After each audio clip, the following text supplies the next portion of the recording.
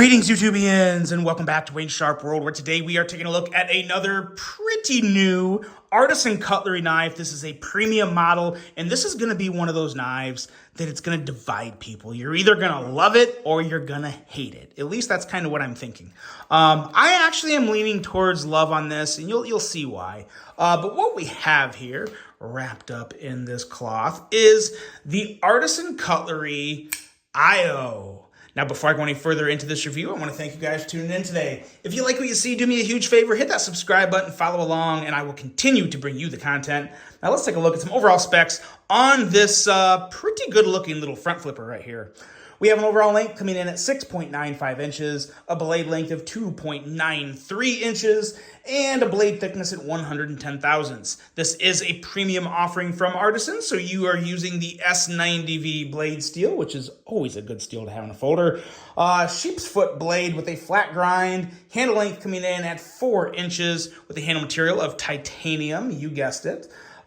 Frame lock for the locking mechanism, a user of a left or right hand tip-up carry, weight coming in at 2.98 ounces, designed by CP, which is all I could really get because there's a CP on the blade, and yeah, that was the only information I could find. So I'll have to do a little more information on this CP person because I don't even know if it's a guy or a girl. But I think CP did something pretty good here that just takes a little getting used to.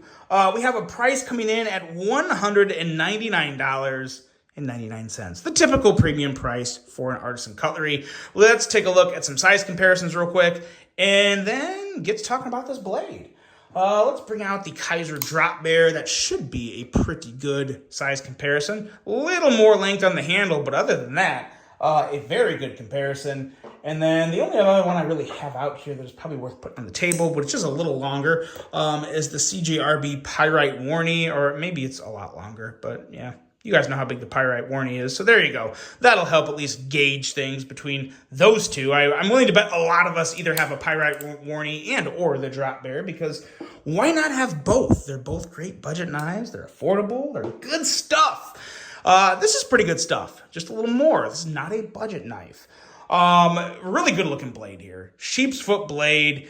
What I really like about this design is it's something that is so clean, so compact and well put together.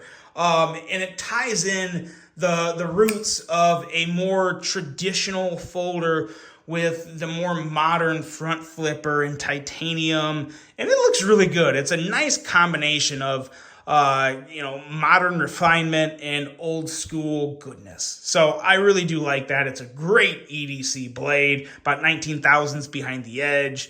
Nice sheep's foot style tip, which I think a lot of people like. Very simple ergos. Nothing too crazy going on with the ergos.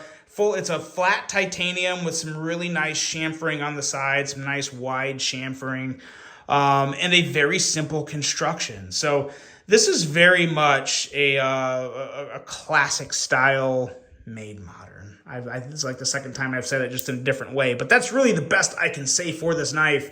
The trick with this knife is with the front flipper.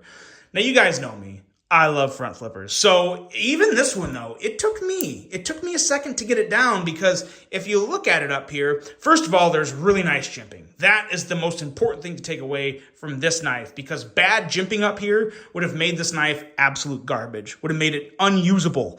But there's perfect jimping up here, so it's very much usable. You've already seen me deploy it a couple times. No issue for me, but this is going to be tricky for some people, because you see kind of this little lip up here. You kind of want to start at the top and roll it out.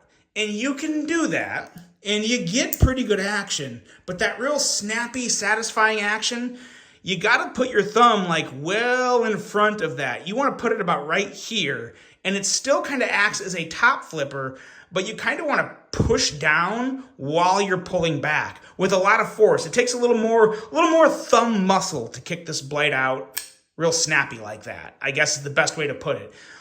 So, if you guys have handled a bunch of knives, if you're really good with front flipping, and you have some real good dexterity in your hands, you're not going to have an issue with this.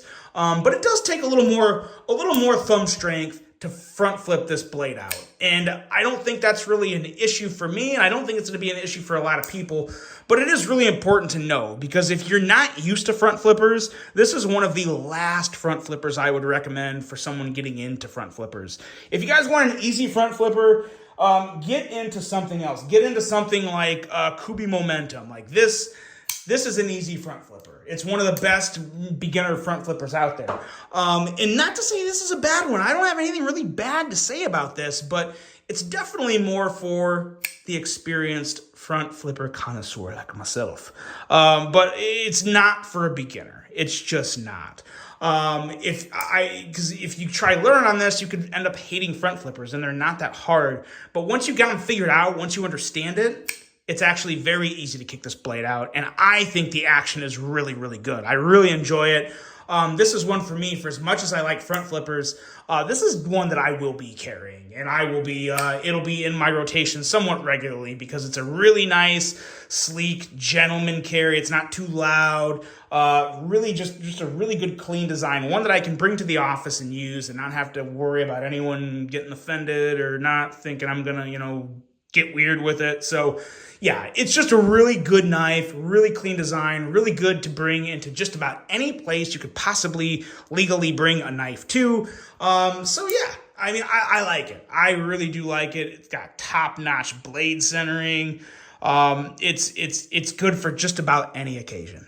And I think that's what I like most about it. It's priced fairly, really nice front flipping action once you get used to it. And it's just a good knife. It's just a good knife, really good design, and I like it. If you don't like front flippers, maybe it's not for you, but it is for me, and I do think it's going to be for a lot of people out there who appreciate the good, simple folders such as these. So that is the Artisan Cutlery IO, guys. Let me know what you think of it. Really hope you enjoyed this one. I hope you found it insightful. I like to try and give those heads up on trickier, deployment methods and certain little quirks about knives with something like this. And I hope I got that across to you.